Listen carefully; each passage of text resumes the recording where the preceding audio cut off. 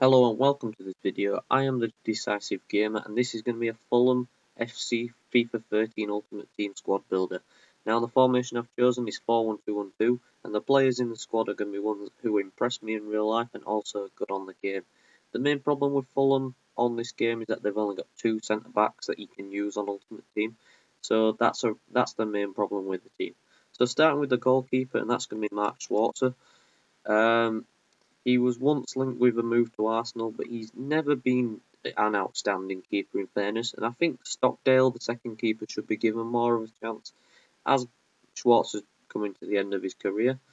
Now, the first centre-back is the obvious one. He's a really solid player for both club and country. It's Brede Hangeland. He's been a consistent first teamer since he moved to the team, and he has been speculated in the past to move to bigger clubs, but he stayed put at Fulham, and he might be club captain, I'm not too sure on that. And he will partner this guy at the back, Philippe Senderos, who I can't remember ever seeing playing for Fulham. And he's not particularly very good on this game, and with 54 pace, and that comes with Hangeland's 59. So you do need a lot of protection for this team, that's why the formation helped. Senderos used to be good when he played for Arsenal, but he's also got a lot of caps for Switzerland, but he's never done anything since he left Arsenal, and Fulham's just a list of the clubs he's been at. Kelly is going to be the right back in the team. Now, he's a good player in real life, but he doesn't play too often, and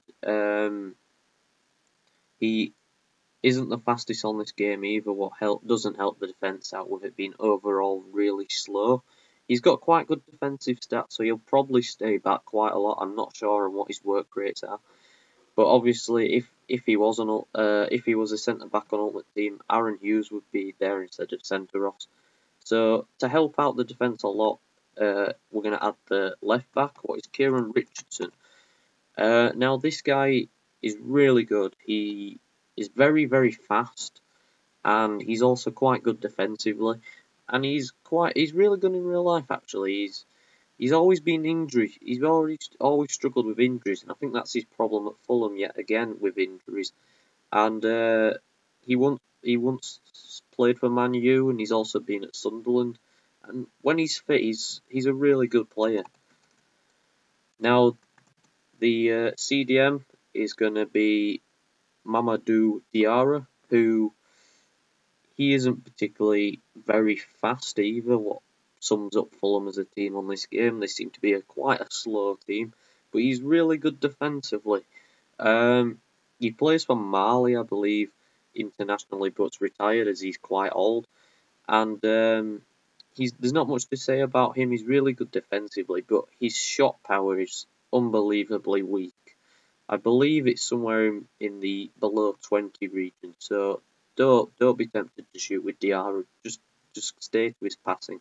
At right midfield, there is a player that's been really good for Fulham in the past few years, since he moved from, I think it was Newcastle, and he did help when Fulham. He helped a lot actually when Fulham got to the Europa League final, where they eventually ended up losing. He helped out with goals in the process, and he's a really good assist getter for the club. And he's just an overall really, really strong player. And he's one of the best players Fulham have got, in my opinion, at the moment.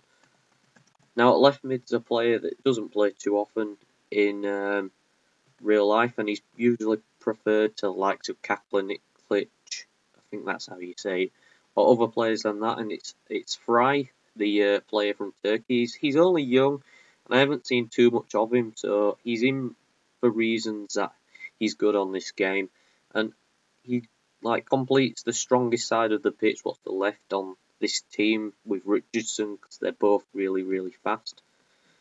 Now at Cam is going to be Brian Ruiz. Now Brian Ruiz, when he was bought, was really pricey, and I was surprised about how much Fulham paid for him, saying he played in the Eredivisie or whatever that league's called. And he's from Costa Rica, so that's a bit of an unknown nation. And he's not been too much of a goal getter, what I think Fulham were hoping for more when they bought him. But the goals he has scored have been sublime. He's just scored some really nice goals. Most of them being chip shots. But I can remember that his first goal for the team, where he just chipped it over the front of the keeper from quite an acute angle, and it was just such a nice goal to see in.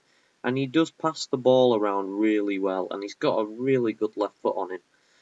Now at striker, the first striker is going to be Hugo Rodallega, the summer signing from Wigan. Now he hasn't done too much at Fulham yet, but he's popped up with a couple of 3 or 4 goals since his time there, and he's obviously going to be in this team ahead of Petric, who's really slow on this game. I think that's Fulham's main problem in real life. They just lack striking force. As Berbatov is a good striker, but he's getting older now, so he can't get as many goals as he used to. And Rodallega's not really providing that either. He's not getting goal after goal. As I've said already, Berbatov is going to be the other striker. Now, he moved from Man U in the summer for, what was it? One of the bargains of the summer, £3 million for a player who got joint Golden Boot I think it was 3 Premier League seasons ago, and he originally cost Man U £30.75 million. So that's a ridiculous loss Man U made on this player, and he's been Fulham's best player this season. He just holds the ball up well, and he does just walk around the pitch, but when he gets involved in the game, he can really change Fulham's attitude and the way they play. And most of the play, when they're going forward, comes through Berbatov. Now, Fulham, I expect, will stay up, actually. They will stay up. But they do have one of the grumpiest managers known to earth in Martin Jol. And overall, they just need a lot stronger. If they get one more good attacker, then they could even challenge for a top half finish. I'm the Decisive Gamer, and the next episode will be Liverpool FC. Thank you for watching.